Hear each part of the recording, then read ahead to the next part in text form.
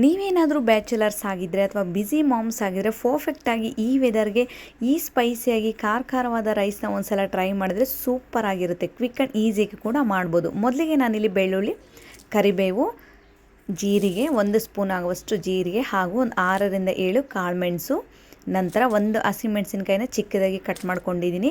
ಅರ್ಧ ಆಗುವಷ್ಟು ಈರುಳ್ಳಿಯನ್ನು ಅದನ್ನು ಕೂಡ ಚಿಕ್ಕದಾಗಿ ಕಟ್ ಮಾಡಿಕೊಂಡು ಚೆನ್ನಾಗಿ ಇದನ್ನು ಜಜ್ಜಿಕೊಳ್ಬೇಕಾಗುತ್ತೆ. ಸೊ ಇದನ್ನು ರೆಡಿ ಮಾಡಿ ಸೈಡಲ್ಲಿ ತರಿಯಾಗಿ ಜಜ್ಜಿಕೊಳ್ಬೇಕು. ಸೊ ನೆಕ್ಸ್ಟ್ ನಾನಿಲ್ಲಿ ಬಂದ್ಬಿಟ್ಟು ಒಂದು ಪ್ಯಾನ್ಗೆ ಎಣ್ಣೆ ಬಿಸಿ ಆದಮೇಲೆ ಸಾಸಿವೆ, ಜೀರಿಗೆ ಹಾಗೂ 2 ಚಕ್ರ ಮೊಗ್ಗನ್ನು ಹಾಕ್ತಾಯಿದ್ದೀನಿ. ಸೊ ನೆಕ್ಸ್ಟ್ ನಾನಿಲ್ಲಿ ಚಿಕ್ಕದಾಗಿ ಕಟ್ ಮಾಡಿ ಇಟ್ಕೊಂಡಿರುವಂಥ ಈರುಳ್ಳಿಯನ್ನು ಹಾಕ್ಕೊಂಡು ಸ್ವಲ್ಪ ಮೇಲೆ ಕರಿಬೇವು ಸೊಪ್ಪನ್ನು ಹಾಕ್ಕೊಂಡು ಗ್ಯಾಸನ್ನು ಕಂಪ್ಲೀಟಾಗಿ ಲೋ ಫ್ಲೇಮಲ್ಲಿ ಇಟ್ಕೊಂಡು ಮಿಕ್ಸ್ ಮಾಡ್ಕೊಳ್ಳಿ. ಸೊ ರೆಡಿ ಮಾಡಿ ಇಟ್ಕೊಂಡಿರೋಂತಹ ಈ ಮಸಾಲೆನ ಇದ್ರೊಳಗಡೆ ಹಾಕಿ ಹಸಿ ಸ್ಮೆಲ್ ಹೋಗೋ ತನಕ ಚೆನ್ನಾಗಿ ಗ್ಯಾಸನ್ನು ಲೋ ಫ್ಲೇಮಲ್ಲಿ ಇಟ್ಕೊಂಡು ಬೇಯಿಸ್ಕೊಳ್ಳಿ. ನಂತರ ನಾನು ಅದಕ್ಕೆ ಚಿಕನ್ ಮಸಾಲ, ಕಾಟ್ವಾ ಮಸಾಲ, ಧನಿಯಾ ಮಸಾಲ ಹಾಗೂ ಚಾಟ್ ಮಸಾಲವನ್ನು ಹಾಕ್ಕೊಳ್ತಾ ಇದ್ದೀನಿ.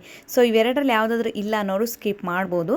ಸೊ ಚಾಟ್ ಮಸಾಲ ಬದಲಿ ನೀವು ಮನೇಲಿ ಇಲ್ಲ ಅನ್ನೋರು ಸೊ ಗರಂ ಮಸಾಲನೇ ಜಾಸ್ತಿ ಹಾಕ್ಕೊಳ್ಳಿ. ನಂತರ ನಾನು ಅದಕ್ಕೆ ಉದುರುದುರಾಗಿರುವಂಥ ರೈಸನ್ನು ಹಾಕ್ಕೊಂಡು ಚೆನ್ನಾಗಿ ಮಿಕ್ಸ್ ಮಾಡ್ಕೊಳ್ತಾ ಇದ್ದೀನಿ. ಸೊ ಎಲ್ಲ ರೈಸನ್ನು ಮಿಕ್ಸ್ ಮಾಡಿದ್ದಾದಮೇಲೆ ನೀವು ಗ್ಯಾಸನ್ನು ಆಫ್ ಮಾಡ್ಕೊಳ್ಬೇಕಾಗುತ್ತೆ. ಈಗ ಗ್ಯಾಸನ್ನು ಕಂಪ್ಲೀಟಾಗಿ ಆಫ್ ಮಾಡಿಕೊಂಡು ಮೇಲೆ ಸ್ವಲ್ಪ ಕೊತ್ತಂಬರಿ ಸೊಪ್ಪು ಹಾಗೂ ನಿಂಬೆಹಣ್ಣನ್ನು ಹಾಕ್ಕೊಂಡು ಸೊ ಈ ವಿಂಟರ್ಗೆ ಸೊ ಸೂಪರ್ ಡೂಪರ್ ಅಂತಲೇ ಹೇಳ್ಬೋದು. ಸೂಪರ್ ಆಗಿರುತ್ತೆ ಈ ರೈಸ್, ಮಾತ್ರ ಡಿಫ್ರೆಂಟ್ ಟೇಸ್ಟ್ ಕೂಡ ಇರುತ್ತೆ.